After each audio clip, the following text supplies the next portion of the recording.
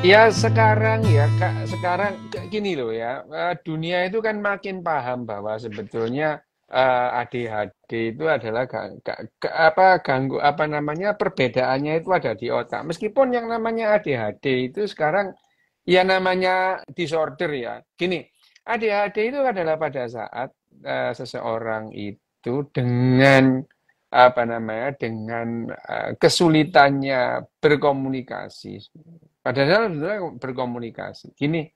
Sebetulnya gini aja, Mar. Sebetulnya kan kamu itu memperhatikan semua hal. Cuman orang-orang menganggap kamu nggak memperhatikan gitu loh. Ya itu ya. Iya, Iya itu terutama persoalannya bojoku kan kuwi, Dok. gitu ya. Persoalannya kan gitu. Kita ini orang yang penyandang ADHD ini, sebetulnya kita tuh memperhatikan semua hal. Tapi orang-orang menganggap kita nggak fokus. Kan geblek ya gitu. Bikin marah Iya ya. aja. Iya, benar benar. Iya, Ya, Dok, benar. iya, coba kamu sebagai penyandang ADHD lah ya, ya, ya mungkin ADHD-nya itu ya dari derajat yang ringan sampai derajat yang sangat kompleks ya gitu ya.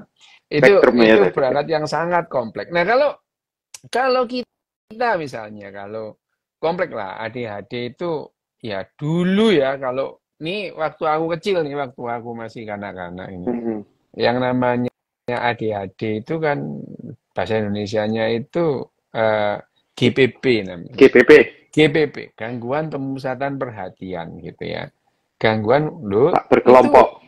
lah iya, nah itu itu GPP gangguan pemusatan perhatian ada dibagi atas cuman ada empat kuadran gini, satu Kuadrat. kuadran itu. Iya, empat kuadran. Walah, Satu itu di satu di apa di satu pasif. sumbunya itu adalah pasif dan aktif dan pasif, yang satu Berkelompok. itu Oh. berkelompok dan tidak berkelompok gitu ya. Hmm. Itu yang dulu ya, dulu nomenklaturnya itu hanya seperti itu gitu ya. Dulu nomenklaturnya itu seperti itu. Jadi eh, dulu kan kalau misalkan, nah diagnosa aku itu adalah gangguan pemusatan perhatian agresif tak berkelompok gitu ya. Pasif dan agresif Wah. gitu. Agresif tak berkelompok. Tapi tak tak tak ingat-ingat, memang aku agresif Hmm. bener gitu ya.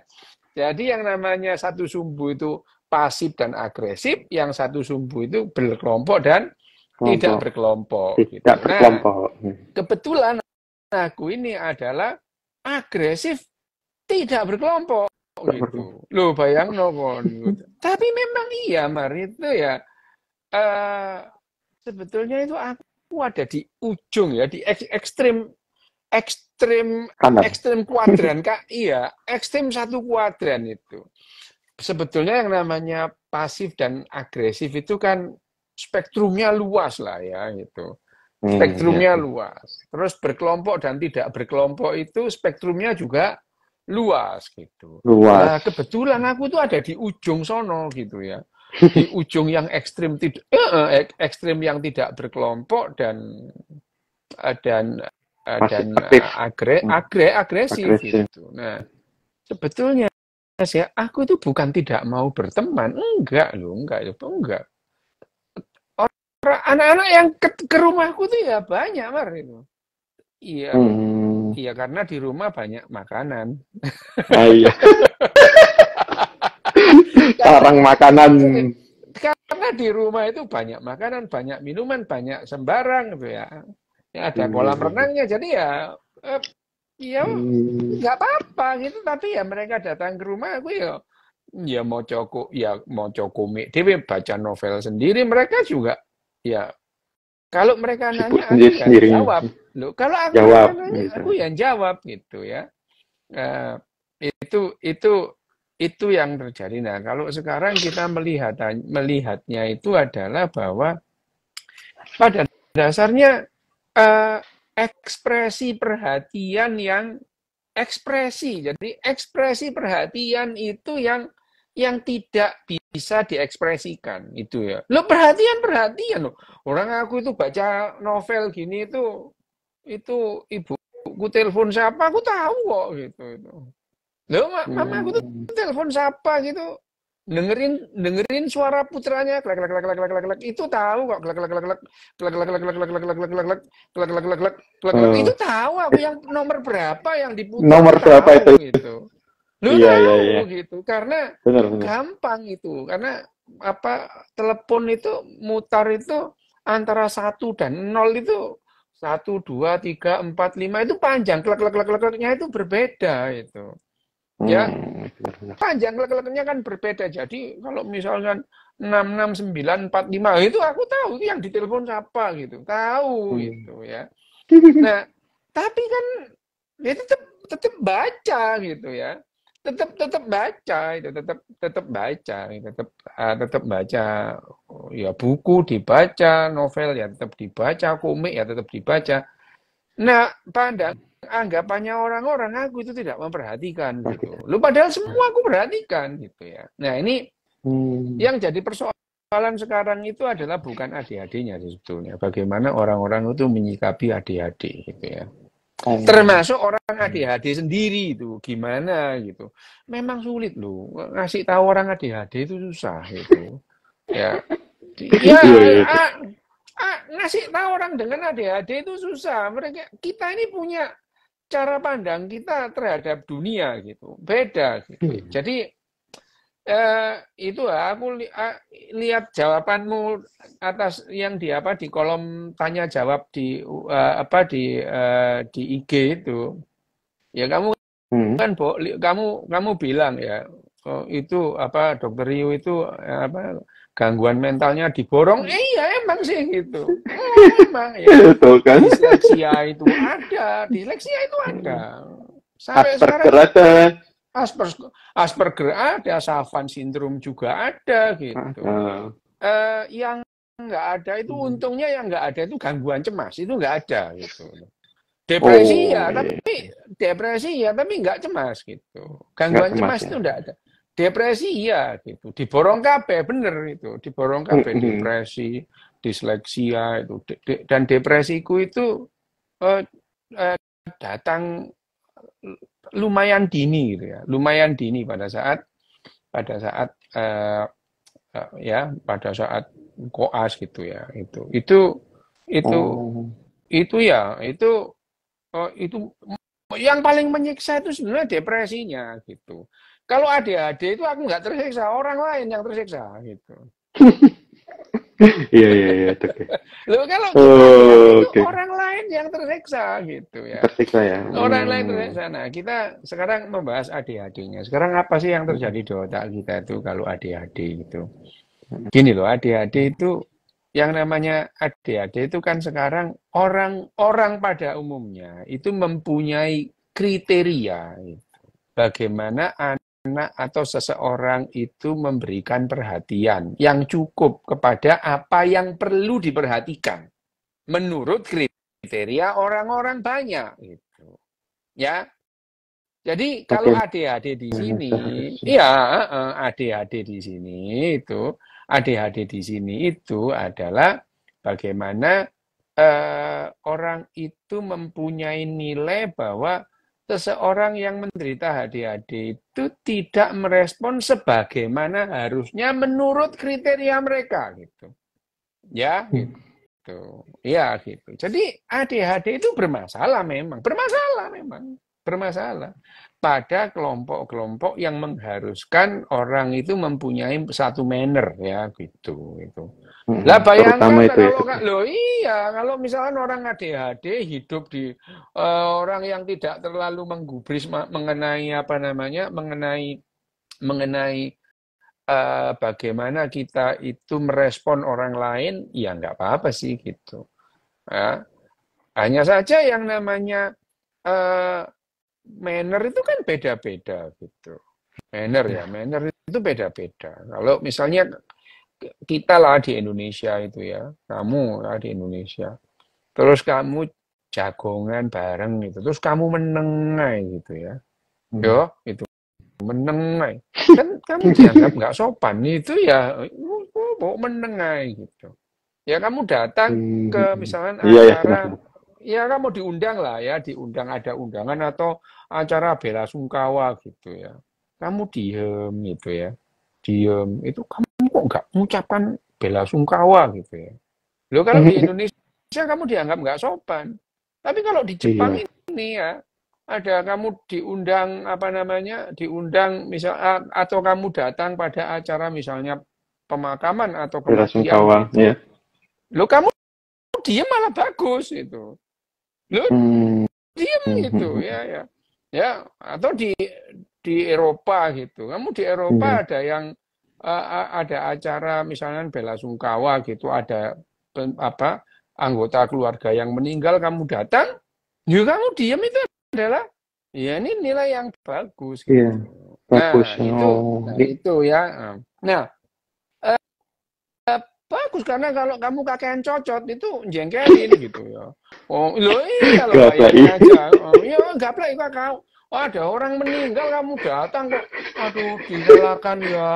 Kalau kamu nggak rela kasihan yang mati. Lo kamu itu lo kayak tahu-tahu oh yang mati itu gimana gitu.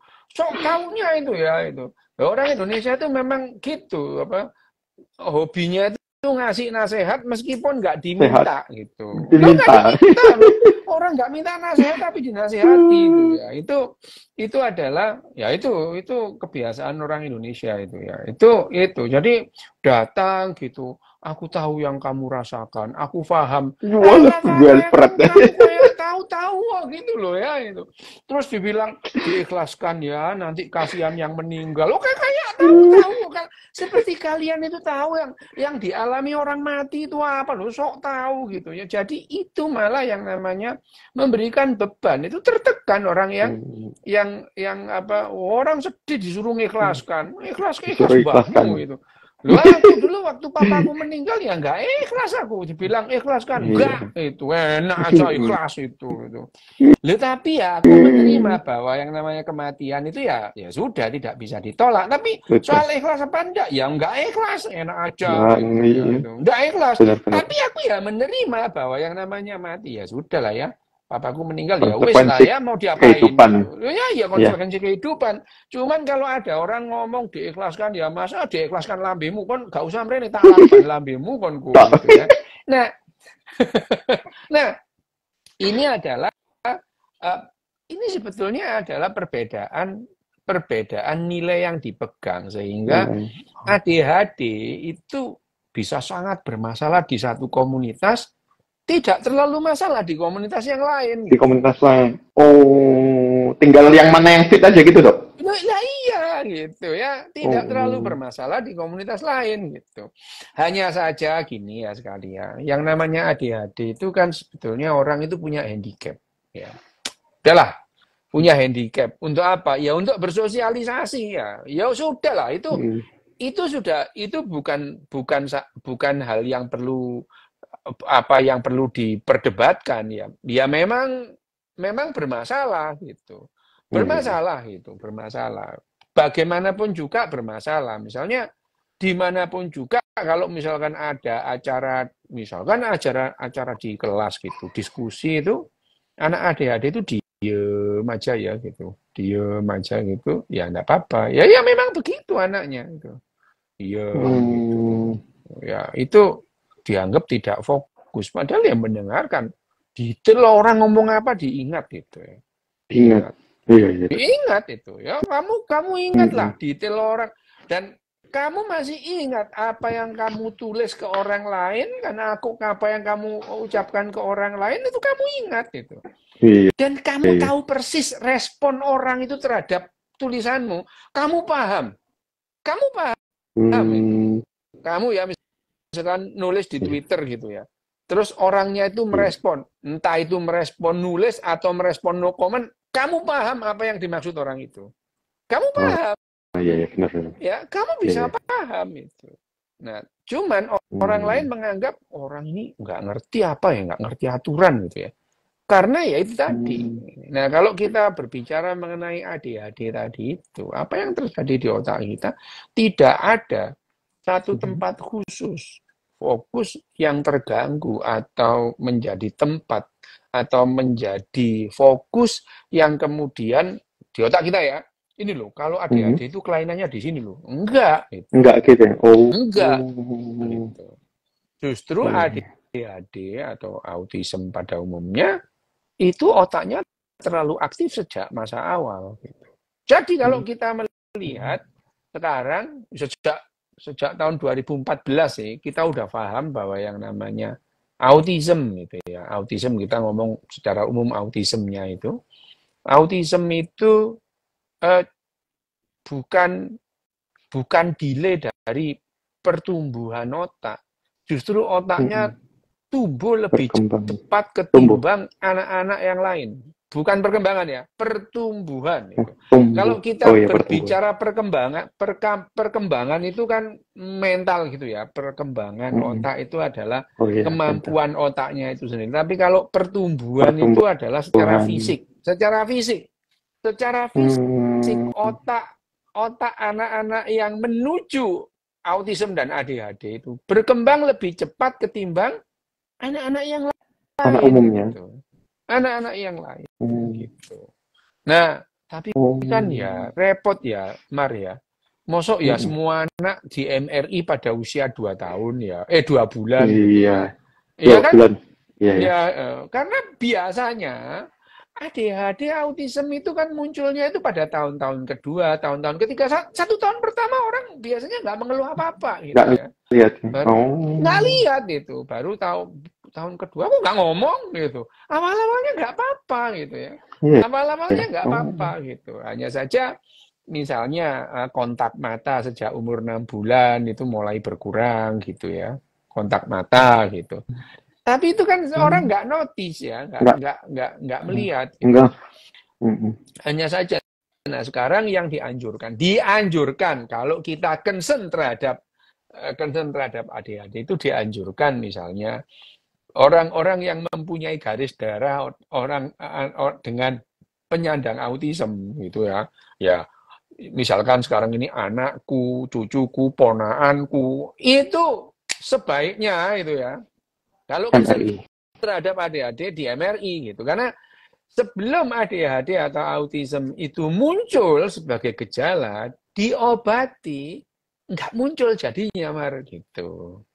Jadi Sejak awal nggak itu muncul ditekan. sejak awal. Nah, jadi umur 6 bulan sudah diketahui perkembangan otaknya lebih cepat, pertumbuhan otaknya lebih cepat dari anak-anak lain. Loh, ya ini anak ini sebentar lagi autism, ADHD nih, gitu ya.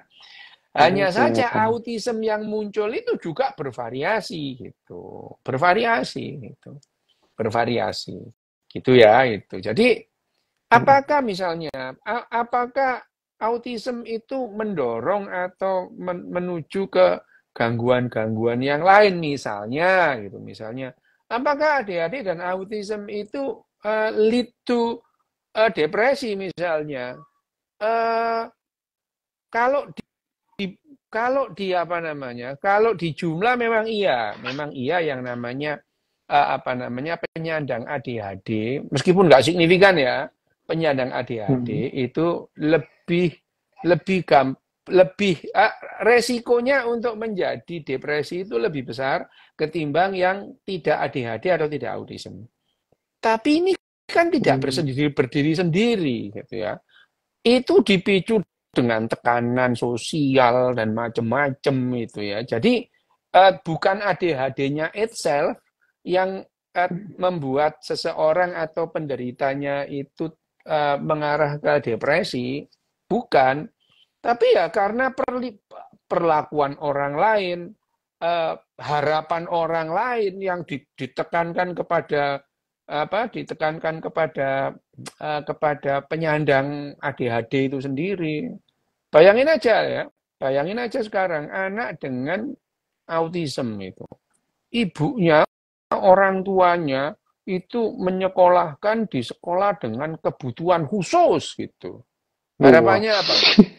Harapannya apa, Mas? Oh, seperti anak-anak umumnya.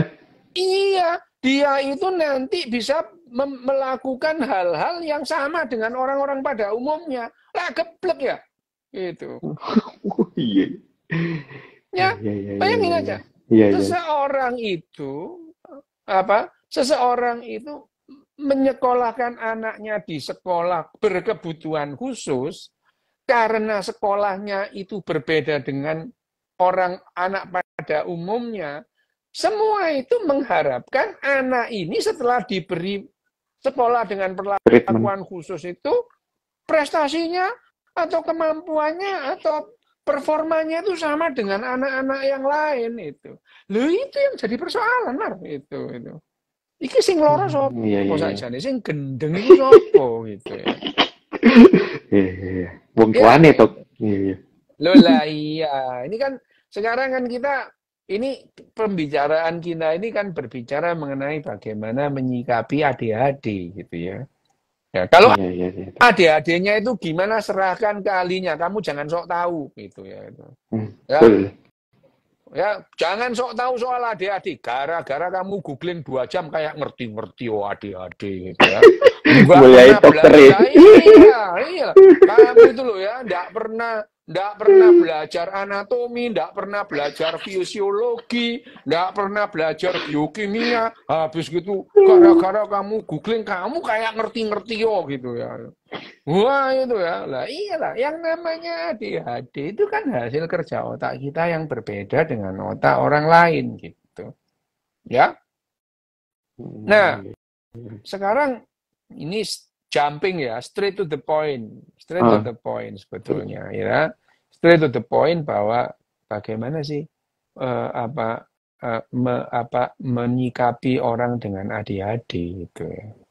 Ini yang paling penting itu. Ya, yang paling penting adalah hidupnya orang ini itu berkualitas itu. Tuh, hmm. ya, itu. Kualitas itu apa? Dia tidak tersiksa. Loh ya itu kualitas hidup yang kamu sekarang gini deh gitu ya. Kamu bangun dengan sakit gigi, kualitas hidupmu jelek, Mar. Itu. Iya, jelas. Iya, benar-benar. Ya, Iya, iya. jadi Iya. sebetulnya sekarang ini yang diutamakan adalah keluhan-keluhan atau gejala subjektif pada orang itu pada penderita itu dikurangi gitu. Keluhan subjektif, bukan keluhan orang lain gitu. Hmm. Loh ya gitu. Iya, iya, Nah, iya. ya itu. Tapi kalau misalnya ya aku dari ekstrim di kuadrat Kanan. 4 ujung kanan itu ya. Gitu. Ya, ekstrim di kuadrat 4 ujung kanan itu terus kemudian eh, bisa bisa mengkomunikasikan hal-hal yang rumit gitu. Aku paham sih Heeh. gitu. Dulu nggak bisa gitu. Dulu nggak bisa. Kalau aku menjelaskan kepada guruku ya, guru iki Mar bayangno guru gitu ya. Guru fisika gitu terus tak jelasin mekanika kuantum dia nggak bisa. Ah goblok Pak sampai ini. Loh, ya gitu. Itu ucapan yang keluar yang jengkelin, tapi ya memang goblok saya memang nggak Goblok. paham loh. Namanya mekanika kuantum itu kan memang bisa dihitung, nggak bisa dijelaskan gitu. Diomongin itu nggak Iya. bisa, tapi kalau dihitung itu, nah, tapi ya waktu itu aku juga ya apa yang diharapkan dari guru fisika SMP gitu ya. Oh, Guru iya, fisika iya. SMP itu kan dia lulusan IKIP sarjana muda gitu ya. D2, Sarjana muda D1 gitu ya, IKIP Dok. itu ya. Ya sekarang D2 lah ya BA itu ya. D2 2 tahun sekolah di IKIP itu ya. 70% itu diajari cara ngajar, cara Mengajar. menilai gitu ya. 30% konten tentang fisikanya gitu. Nah, aku yang masih kelas 2 SMP itu mengharap dia mosok guru fisika nggak ngerti mekanika kuantum. Ya memang nggak ngerti sih memang gitu. Loh, aku itu jelaskan mekanik ini loh, Pak. Iki elektron ini kalau lintasan nih, Pak. Loh, dia itu kan diajari bahwa elektron itu ada Ah, lintasannya ada gitu ya. rasanya. Ya, ya Bener. itu ya. Itu nah, lho aku ya saenakku ae ngomong, ah goblok Pak sama niki. Lho ya memang goblok gitu ya. Nah, yang demikian itu akan menimbulkan permasalahan di pergaulan Komunitas. kita gitu. Ya Mm-mm. itu. Nah, eh memang memang sulit ya memang untuk melatih gitu. Kalau kita itu tidak paham apa yang terjadi di otak kita.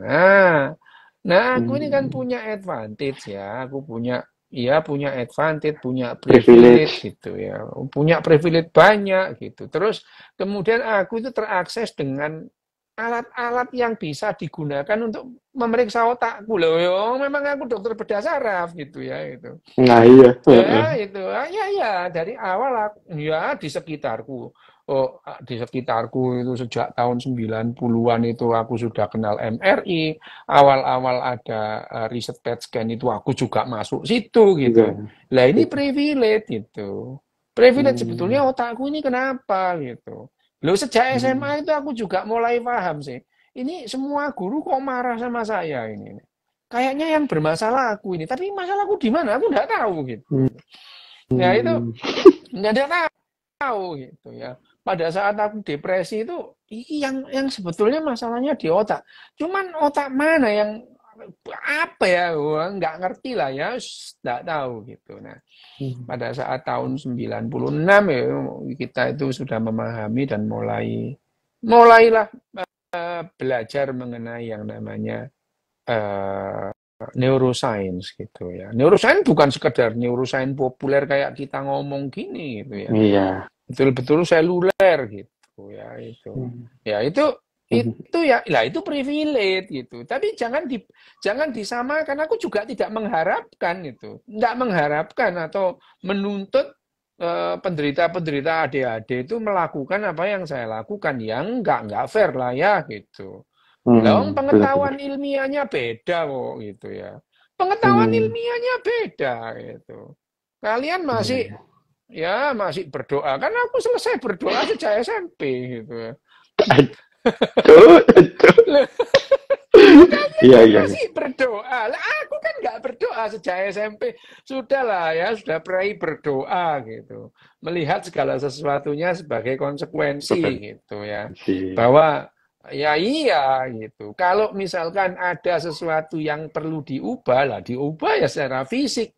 Karena ya kerja otak kita itu hasil ya itu Fisik. tadi hasil hasil fisik gitu. Jadi tubuh kita itu disusun oleh bahan-bahan alam yang mengikuti hukum alam bekerjanya itu. Nah, tapi kan aku juga tidak fair kalau aku tuh mengharap orang lain itu melakukan apa yang aku lakukan, tidak itu ya.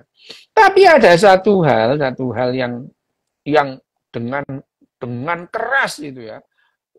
Dengan keras itu sebagai apa namanya? Sebagai fokus latihanku itu ya, itu. Hmm. Itu adalah eh, anu berlatih empati gitu. Berlatih Hmm. empati gitu ya.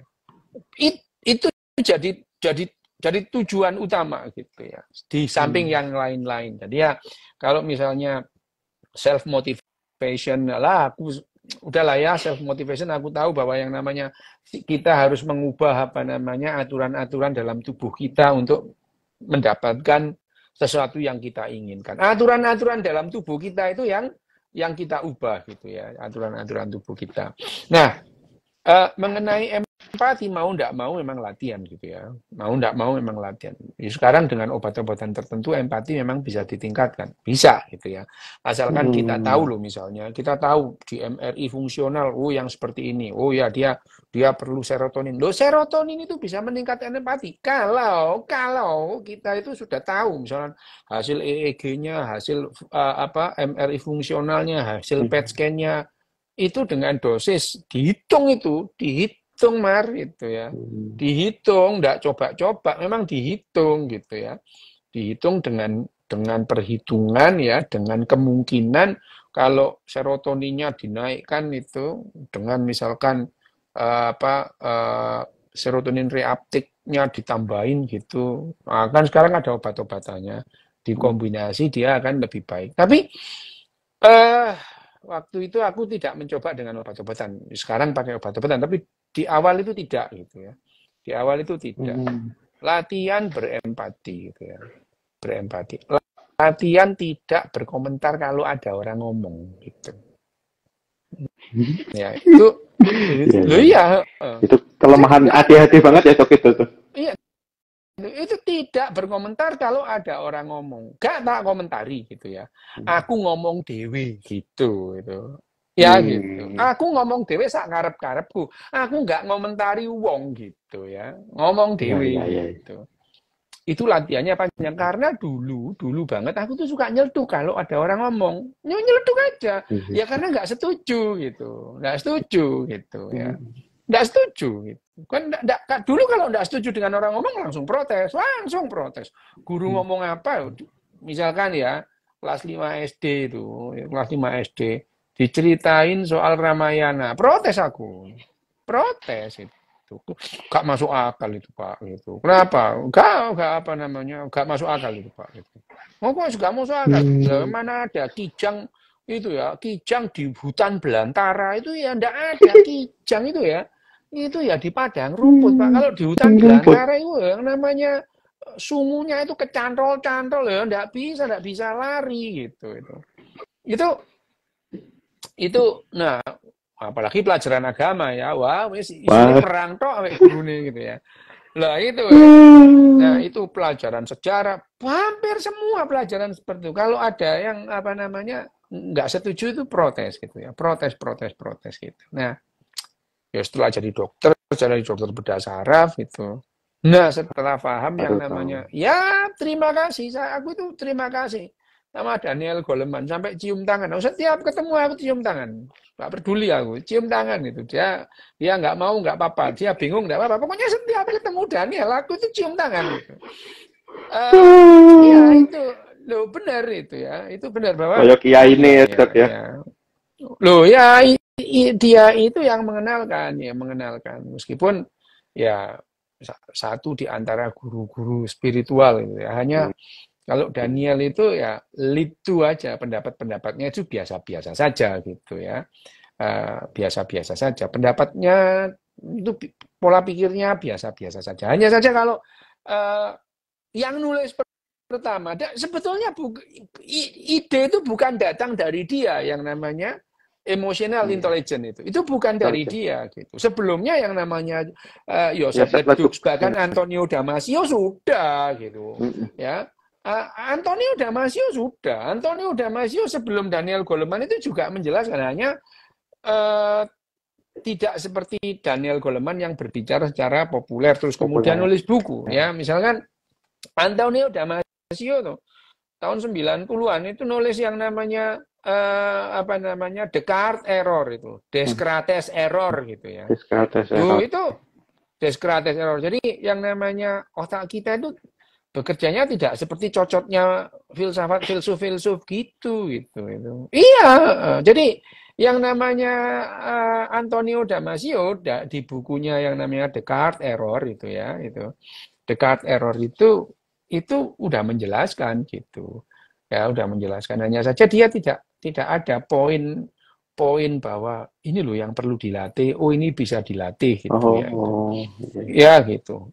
Tapi Daniel Goleman itu memberikan apa istilahnya kisi-kisi ya, kisi-kisi lah ya itu. Hmm. Kisi-kisi pemetaan itu, pemetaan ya, pemetaan. Nah, setelah mengejar jurnal-jurnalnya, penelitian-penelitiannya Joseph Ledux gitu ya. Terus kemudian Hmm. Richard Davidson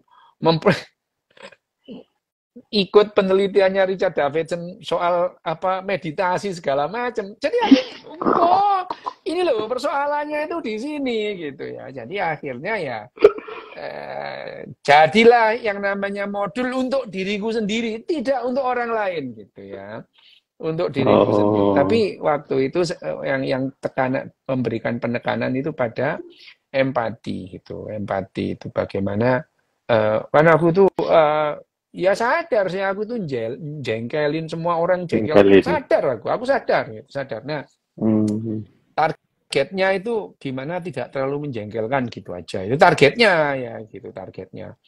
Jadi sampai akhirnya kalau aku bicara orang itu memandang lama gitu berarti makin makin bisa orang orang umum ya bukan di kelas loh ya. Kalau Ya, orang di kelas kan terpaksa ngikuti pelajaran gitu ya. pelajaran ya. Meskipun tak goblok-goblokin kan dia terpaksa ikut gitu ya.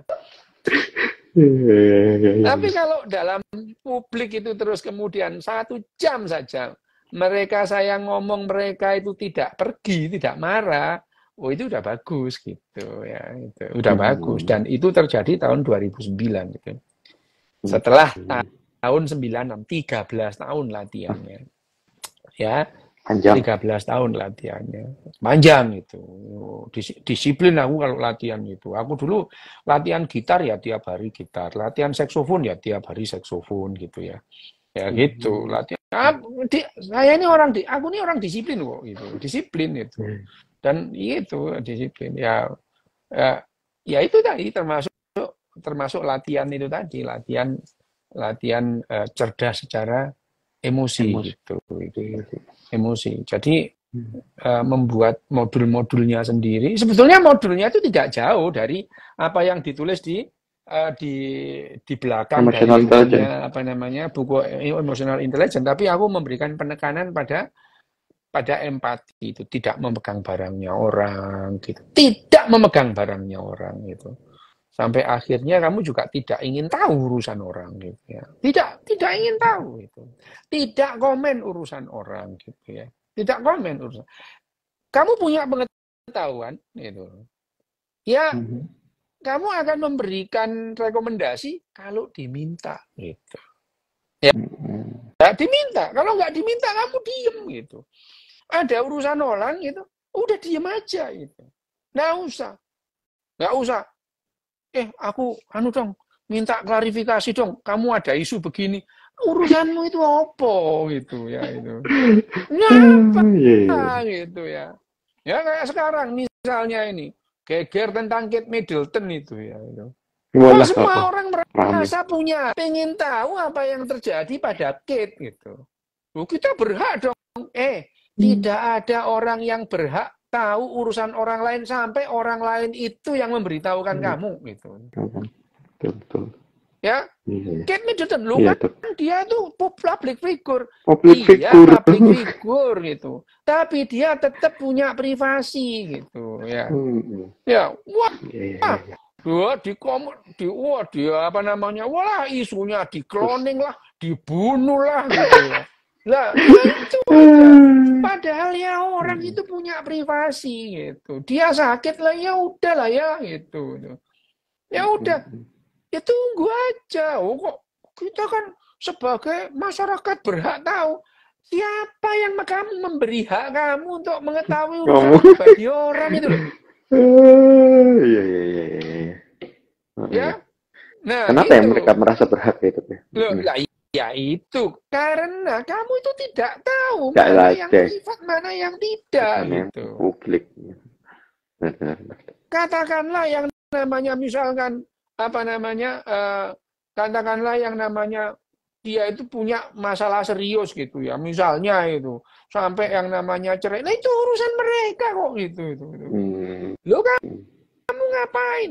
Misalnya ini Pangeran William selingkuh, lah urusanmu kok gitu. Itu kan bukan urusanmu itu. Bukan urusan. Itu adalah wilayah privat yang diurusi itu yang perlu ditanyakan, yang perlu kalian urusi itu masalah-masalah publik gitu. Ya. Loh iya gitu. Ya kalau masalah privat ngapain kamu ngurusin gitu. Belajar itu. Belajar tidak ngurusi urusan privat orang gitu. Ya, gitu itu. Oh itu ya itu orang yang biasa aja mungkin sulit gitu. Apalagi menerima kita yang dengan ADHD. Loh, kita yang dengan ADHD itu harus gini loh, sepertinya kayak gini. Kamu bakatmu main gitar itu pas-pasan dan kamu supaya hebat main gitarnya latihannya harus lebih banyak ketimbang orang yang yang berbakat. Loh ya gitu ya. Sebetulnya orang pada umumnya di distribusi normal, di nilai tengah itu, kurva normal itu, di tengah 87% itu mudah dilatih untuk berempati. Mudah gitu. Yang sulit itu yang ekstrem kiri ini gitu ya. Ya gitu.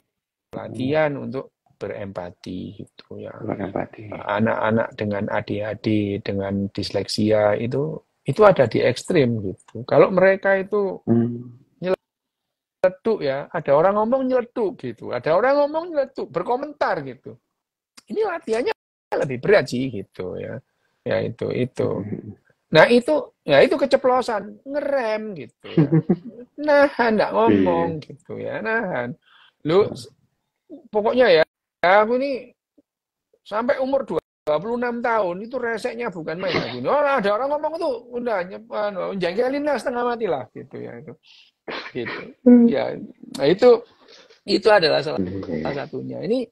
Ini topiknya adalah ADHD ya, ADHD. Jadi yang namanya ADHD itu adalah ya tadi gangguan pemusatan perhatian. Karena orang-orang itu mengharapkan kamu itu memusatkan perhatianmu itu dengan lihat itu loh.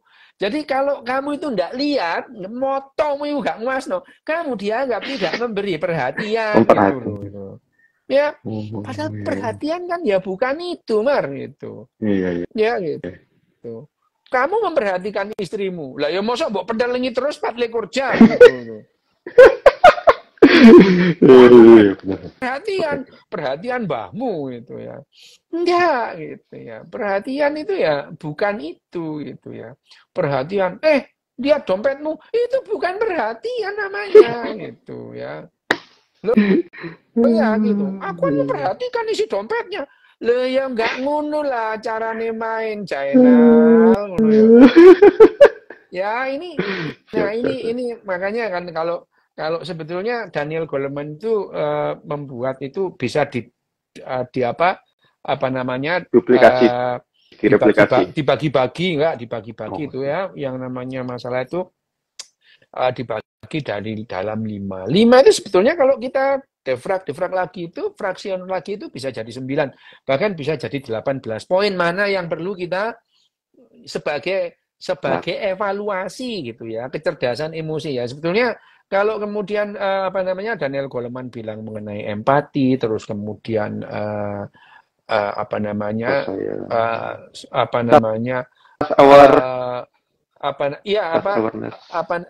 awareness, self awareness, terus kemudian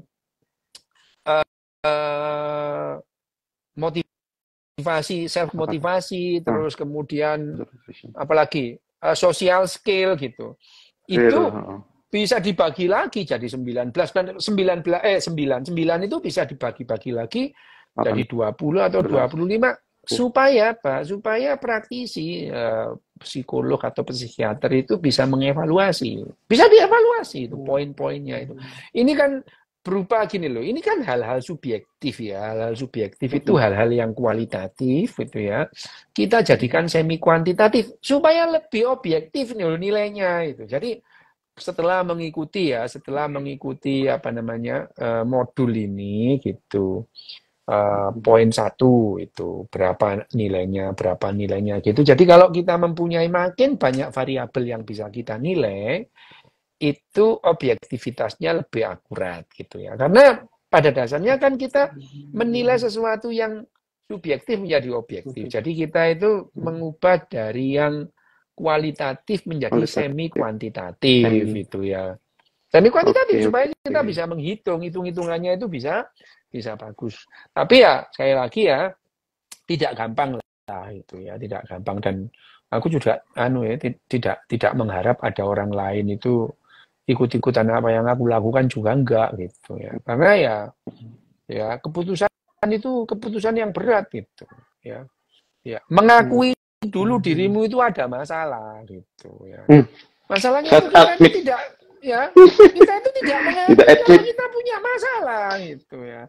Akui kamu itu punya masalah dulu sehingga masalahmu bisa diselesaikan. Loh kalau kamu nggak mengakui punya masalah mau menyelesaikannya gimana? Itu. Diakui kita punya masalah gitu ya. Dan ya kebetulan aja kan ya Mario lah aku lah dokter ya. Dokter bedah saraf pisan terus kemudian mempelajari neuroscience juga gitu.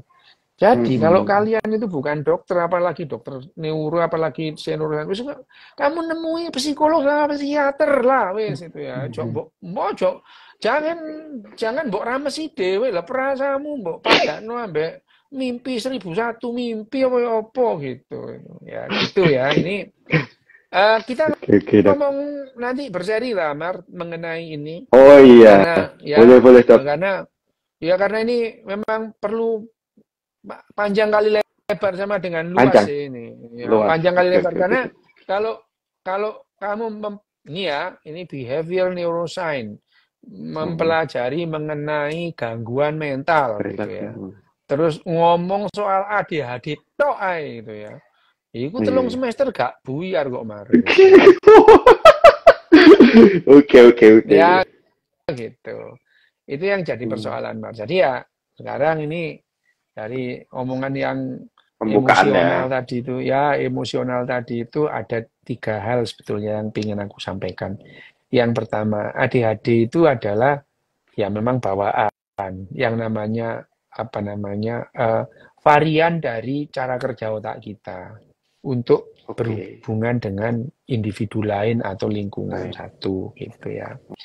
Itu yang mempunyai perbedaan dengan orang pada umumnya. Yang kedua, pada umumnya orang-orang di sekeliling orang ADHD itu mengharapkan orang ADHD itu mempunyai performa sama dengan orang yang lain. Loh itu jadi masalah itu. Ya, itu. Lah yang ketiga itu poinnya bahwa ADHD terus kemudian autism lah ya, terus kemudian dengan segala macam variannya, serempetan dengan disleksia itu. Yang paling penting adalah penyandangnya itu bisa mempunyai hidup yang kualitasnya lebih bagus, gitu ya. Lebih bagus. Bukan ukuran orang lain, ukurannya dia, gitu ya. Ukurannya, misalnya kamu Mar, ukuranmu bukan ukurannya bojomu, gitu. Lek bojomu angel-angel cancang nae bojomu. Oke, siap. Ya, ini 3 poin yang perlu yang mau ku sampaikan tadi itu 3 hal itu. Jadi karena judulnya itu orang menyikapi ADHD itu ya itu tadi. Menyikapinya itu lah kamu kalau seseorang itu mengharapkan anak-anak dengan ADHD mempunyai performa sama dengan orang yang pada umumnya lah kok ini geblek dewe gitu ya. Gendeng mangan semir gitu ya. Ya gitu. Nah, seringkali itu orang ngomong mau saya kan ini dok, mau saya ini. Bu, ini ya 15 menit ibu ngomong itu bilang mau saya itu 16 kali. Loh, maunya ibu lah, maunya anaknya itu gimana itu. Ya itu. Maunya lah itu kan maumu. Anaknya ibu ini lahir tuh enggak minta itu. Sekarang lahir kok ibu yang ngasih aturan dia harus begini, harus begitu gitu. Waduh. Ya, benar. Makanya banyak orang-orang itu ya gara-gara aku YouTubean ini ya, IG-an ini banyak orang yang datang itu periksa anaknya yang ADHD lah. Loh iya loh, dokter bedah saraf loh. Tak seneni bapak ibu tak seneni aku. Lho kan iki lho ya ngono. Ngono. Iya, tapi kemarin memang ada yang cerita gitu kok, Dok. Iya, apa gimana? Ada yang cerita memang sengaja mendatangi dokter tuh cuman mau cari nasihat tentang anaknya atau tentang tips berumah tangga. Wih lah geblek iki wong iki. Iya, bener jumpain dokter katanya di Mayapada. Tak seneni. Wes tak unek-unekno ngono. Lah ya iku ngono. Wes lah wong anake sing lara wis iki sakjane sing perlu diobati kudu anake sampean ngono. Betar. Bangun. Sampeyan iki sing perlu diobati kudu anake sampean ngono. Langsung girap-girap ibuke iku lho cek kapok. Ya gitu lah ya. 3 poin nanti kita lanjutkan ya kapan lah. Ya. Oke. Oh iku singkatnya mbok cancang guyu kan. Mar singkatnya mbok cancang guyu.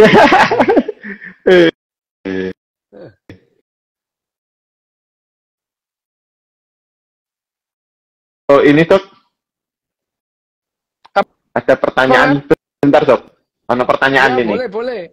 Boleh. Hati-hati lho mari kintek. Kalau oh iya ya. penyandang ADHD itu mengalami time blindness atau kesulitan memahami konsep waktu nggak sih, Dok? Ini bagus Enggak, ini pertanyaan. enggak sebetulnya enggak, tidak Enggak ya. tidak selalu gitu ya, tidak selalu. ADHD itu betul-betul spektrumnya itu luas gitu ya. Ya, spektrumnya itu luas. Oke. Bahkan kalau aku ya, ini dari awal itu bisa memahami ilusi tentang waktu itu bisa paham aku.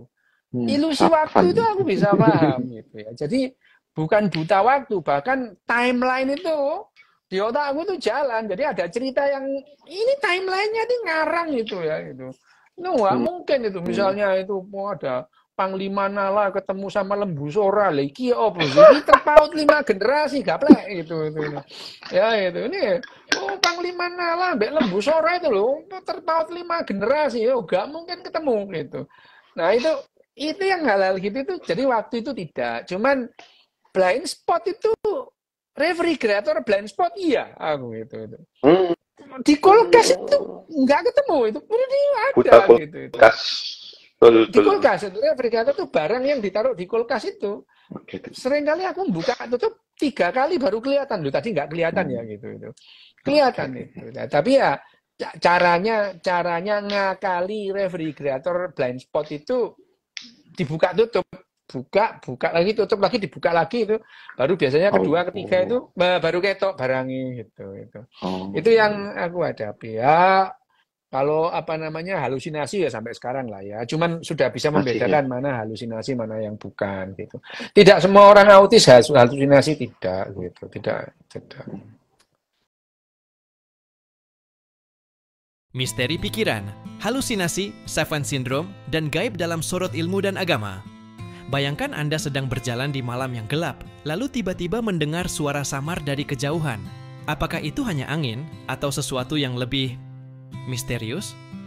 Atau mungkin Anda pernah mendengar kisah seseorang yang tiba-tiba bisa melukis karya masterpiece meski tak pernah belajar seni sebelumnya.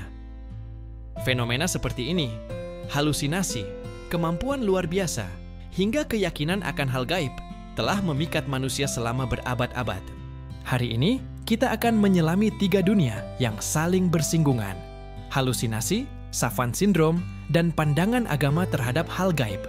Apa yang dikatakan sains tentang pengalaman melihat atau mendengar sesuatu yang tak nyata? Bagaimana otak bisa menciptakan bakat luar biasa di tengah keterbatasan? Dan bagaimana agama, dari masa lampau hingga kini, memaknai hal-hal yang berada di luar jangkauan logika? Kita akan merangkai semua ini seperti sebuah cerita, dengan fakta ilmiah sebagai pemandu dan sejarah sebagai latar. Bagian 1. Halusinasi. Ketika otak menipu diri sendiri. Bayangkan ini, seorang pria bernama Ardi duduk sendirian di kamarnya. Tiba-tiba, ia mendengar suara ibunya memanggil dari ruang tamu. Dengan tergesa, ia berlari keluar hanya untuk menemukan rumahnya kosong. Ardi bukan sedang bermimpi, juga bukan sedang berimajinasi. Ia mengalami halusinasi, pengalaman sensorik yang terasa nyata, namun tak memiliki sumber fisik di dunia luar. Menurut penelitian yang diterbitkan dalam jurnal Nature Reviews Neuroscience pada 2024, halusinasi adalah hasil dari interaksi kompleks antara berbagai wilayah otak, terutama korteks prefrontal, korteks visual, dan sistem limbik. Otak kita, ternyata, adalah pembuat cerita ulung. Ketika sinyal-sinyal di otak salah diinterpretasikan, mungkin karena stres, kurang tidur, atau gangguan seperti skizofrenia, kita bisa melihat, mendengar, atau bahkan merasakan sesuatu yang sebenarnya tidak ada. Peneliti seperti Philip Corlett dari Yale University menjelaskan bahwa halusinasi terjadi ketika otak mencoba mengisi kekosongan berdasarkan harapan atau memori, mirip seperti saat kita melihat wajah di awan atau mendengar nada di derau angin. Tapi, halusinasi bukan sekadar kesalahan. Studi terbaru dalam Frontiers in Psychiatry tahun 2024 menunjukkan bahwa halusinasi juga bisa menjadi jendela untuk memahami kreativitas. Misalnya, seorang seniman yang mengalami halusinasi visual mungkin melihat warna atau bentuk yang tak biasa, lalu menuangkannya ke dalam karya seni. Bahkan, tokoh sejarah seperti Joan of Arc yang mengaku mendengar suara Tuhan, mungkin, menurut pandangan sains modern, mengalami halusinasi auditori yang dipengaruhi oleh keyakinan religiusnya dan tekanan zaman. Namun, halusinasi tak selalu positif.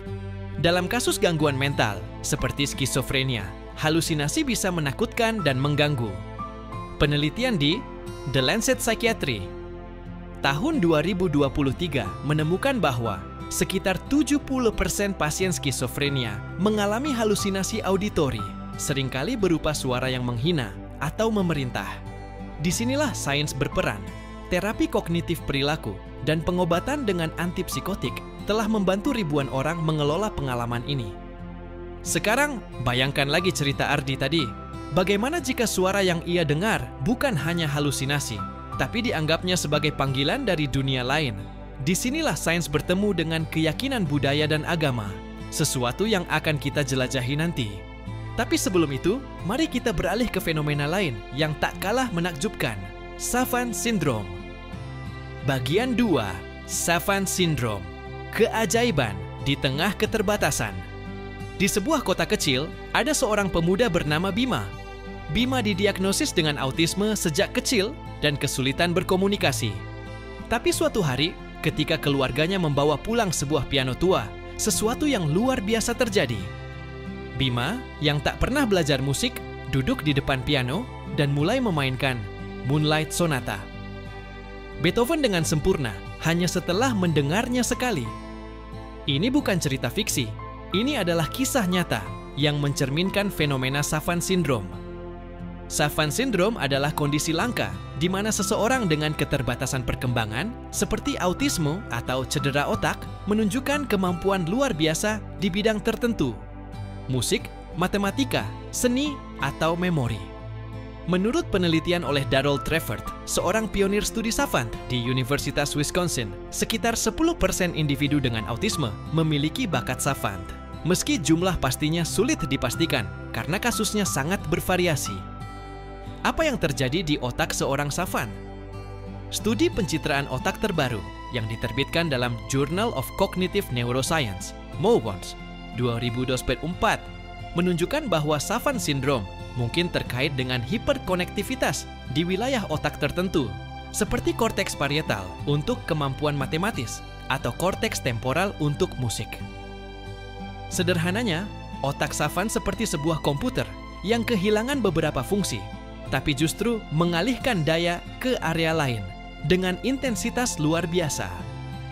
Ambil contoh Kim Peek, inspirasi di balik film Rain Man. Kim bisa membaca 2 halaman buku sekaligus, satu dengan mata kiri, satu dengan mata kanan, dan mengingat setiap kata dari ribuan buku yang ia baca. Tapi, ia kesulitan melakukan tugas sederhana seperti mengancingkan baju. Penelitian di Neuroscience Letters tahun 2023 menunjukkan bahwa kasus seperti Kim mungkin melibatkan kompensasi otak. Ketika satu area rusak, area lain menjadi sangat aktif, hampir seperti otak menemukan jalan pintas. Namun, Savant Syndrome juga memunculkan pertanyaan etis. Apakah kita harus menyembuhkan keterbatasan seseorang jika itu berarti menghilangkan bakat luar biasa mereka? Psikolog seperti Alan Snyder dari University of Sydney berpendapat bahwa kita semua mungkin memiliki potensi savant yang terkunci di otak, dan teknologi seperti stimulasi magnetik transkranial, TMS, bisa membukanya. Tapi ini juga memicu perdebatan. Apakah bakat itu sepadan dengan tantangan yang menyertainya? Saat kita mengagumi kisah Bima atau Kim Peek, kita juga diingatkan bahwa otak manusia adalah misteri yang belum sepenuhnya terpecahkan. Dan kadang, misteri ini dihubungkan dengan hal-hal yang lebih besar, seperti keyakinan akan gaib atau ilahi. Mari kita jelajahi bagaimana agama memandang fenomena yang tak bisa dijelaskan ini. Bagian 3, pandangan agama terhadap hal gaib dan sejarahnya. Kembali ke masa lalu, bayangkan Anda hidup di Mesopotamia 4.000 tahun lalu. Badai petir mengguncang desa Anda, dan penduduk percaya itu adalah kemarahan Dewa Enlil. Ribuan tahun kemudian, di abad pertengahan Eropa, seseorang yang mendengar suara di kepalanya mungkin dianggap sebagai santo atau penyihir yang harus dibakar. Hal gaib, dari roh hingga mukjizat, telah menjadi bagian dari cerita manusia sejak awal peradaban. Penelitian dalam Nature Human Behavior tahun 2023 oleh Joshua Jackson dan timnya menunjukkan bahwa kepercayaan pada hal gaib muncul sebagai cara manusia menjelaskan fenomena yang tak mereka pahami, terutama bencana alam seperti banjir atau gempa. Dalam masyarakat kecil, hal gaib sering dikaitkan dengan alam. Misalnya, suku Chayapa di Ekuador percaya petir adalah pedang roh guntur. Tapi, seiring masyarakat tumbuh kompleks, kepercayaan ini beralih ke fenomena sosial, seperti perang atau pengkhianatan, yang dijelaskan dengan sihir atau kutukan. Dalam tradisi agama besar, pandangan terhadap gaib sangat bervariasi. Dalam Kristen, mukjizat seperti Yesus berjalan di atas air dianggap sebagai tanda kuasa ilahi, tapi halusinasi atau penglihatan bisa dipandang sebagai godaan setan, terutama di masa inkuisisi. Islam memandang pengalaman gaib, seperti mimpi kenabian, sebagai komunikasi dengan Allah, tapi juga memperingatkan terhadap jin yang menyesatkan. Dalam agama Buddha dan Hindu, fenomena gaib sering dikaitkan dengan meditasi atau karma, namun tak selalu dianggap sebagai kebenaran mutlak. Tapi, bagaimana agama modern memandang halusinasi atau Savant Syndrome? Sebuah studi dalam Religion, Brain and Behavior 2022 menemukan bahwa banyak komunitas religius masih mengaitkan pengalaman halusinasi dengan komunikasi spiritual. Misalnya, di beberapa gereja Pentakosta, berbicara dalam bahasa roh, glossolalia, dianggap sebagai tanda kehadiran Roh Kudus, meski sains mungkin menyebutnya fenomena neurologis. Demikian pula, bakat savant kadang dianggap sebagai anugerah Tuhan dalam komunitas religius, meski ilmuwan lebih tertarik pada mekanisme otak di baliknya. Sejarah juga menunjukkan ketegangan antara agama dan sains. Di abad ke-19, munculnya psikologi dan neurologi membuat banyak pengalaman gaib yang dulu dianggap ilahi, direduksi menjadi gangguan mental. Andrew Scull dalam bukunya Madness in Civilization 2015 mencatat bahwa apa yang dulu disebut penglihatan suci kini sering didiagnosis sebagai skizofrenia atau epilepsi lobus temporal. Tapi, ini tak menghentikan keyakinan. Bahkan di era modern, survei Pew Research 2020 menunjukkan bahwa 60% orang Amerika percaya pada setidaknya satu fenomena gaib, seperti hantu atau malaikat. Jadi, mengapa keyakinan ini bertahan? Menurut teori evolusi kognitif, otak kita cenderung mencari pola dan makna, bahkan ketika tak ada. Ini disebut hyperactive agency detection, yaitu kecenderungan untuk menganggap ada sesuatu di balik peristiwa acak. Inilah yang membuat nenek moyang kita menghubungkan petir dengan dewa, dan kini membuat seseorang menganggap bayangan di malam hari sebagai roh. Agama dengan narasi dan ritusnya memberi kerangka untuk memahami misteri ini. Kita telah menjelajahi lorong-lorong pikiran manusia, dari halusinasi yang menipu indera, Savant Syndrome yang memukau dunia, hingga keyakinan gaib yang menghubungkan kita dengan sesuatu yang lebih besar. Sains menawarkan lensa yang tajam. Halusinasi adalah tarian sinaps di otak. Savant Syndrome adalah bukti plastisitas otak yang luar biasa. Dan keyakinan gaib adalah bagian dari usaha manusia untuk memahami dunia. Tapi, agama dan budaya mengingatkan kita bahwa tidak semua misteri harus dipecahkan. Kadang, makna ditemukan dalam pertanyaan itu sendiri. Seperti Ardi yang mendengar suara ibunya, atau Bima yang memainkan piano dengan ajaib, kita semua mencari jawaban di tengah ketidakpastian. Mungkin, kebenaran sejati ada di antara sains dan keyakinan, di ruang di mana kita belajar menghormati fakta, tapi juga merangkul keajaiban hidup.